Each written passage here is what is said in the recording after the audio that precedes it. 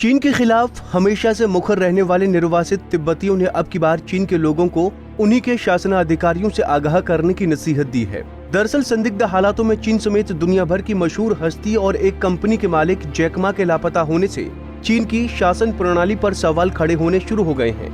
निर्वासित तिब्बतियन और उनकी सरकार ने चीन को एक बार फिर नीचा दिखाने और कोसने का वक्त मिल गया है। मामले पर निर्वासित तिब्बत सरकार के डेप्यूटी स्पीकर यशी फुंत्सोक ने कहा कि ये कोई चीन ने पहली मर्तबा नहीं किया जिसकी दुनिया भर में किरकिरी हो रही हो, बल्कि वो इससे पहले कई बार ऐसा कर चुका है। उनका कहना है कि तिब्बत तो इसका सबसे बड़ा भुक्तभोगी है, लेकिन अब की बार उन्होंने अपने ही लोगों के साथ इस तरह का बर्ताव करना शुरू कर दिया है, जो कि बेहद निंदनीय है। उन्होंने कहा कि चीन के शासनाध्यक्षों की खिलाफत करने वालों और उनके खिलाफ बोलने वालों का चीन में इसी तरह से हश्र होता है।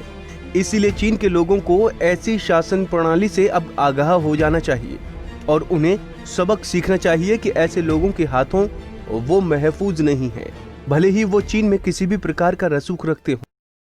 चीन सरकार का तो अपना जब शासन के जो मानते नहीं है उनको तो हमेशा गिरफ्तार करना और उनको जेल में डालना और उनको सजा करना, तो ये इनका एक अपना राजनीतिक है। एक पूरा एक खिलाफ तो कभी नहीं बोल सकता है। तो ये एक हमारे लिए कोई नई बातें नहीं है, क्योंकि चीन सरकार ने पिछले 61 वर्ष में इसी तरह तिब्बती लोगों के लिए तो अपनाते आया है। तो आप तो उनके अपने ही जो सरकार में है या उनके सहयोगी है, अगर उनके खिलाफ में बोलेंगे तो वही परिस्थिति भोग रहा है। अब चीन के शासन की असली जो नीति जो है वो चीन के समाज और चीन के जो उनकी शासन में है उन लोगों को भी ये मालूम होना चाहिए, और ये इन लोगों के लिए आम चीन की जनता के लिए भी एक सबक है। ये बता दें कि लापता हुए जैक मा चीन की नामी कंपनी के मालिक हैं और उनकी ओर से बीते साल चीन की सरकार के खिलाफ बेहद ही साधारण सी टिप्पणी करने का आरोप है।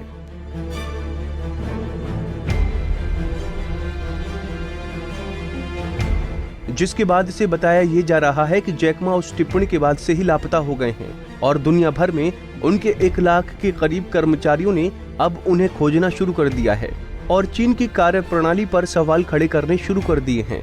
पंजाब केसरी टीवी के लिए धर्मशाला से निर्भजीत निप्पी की रिपोर्ट।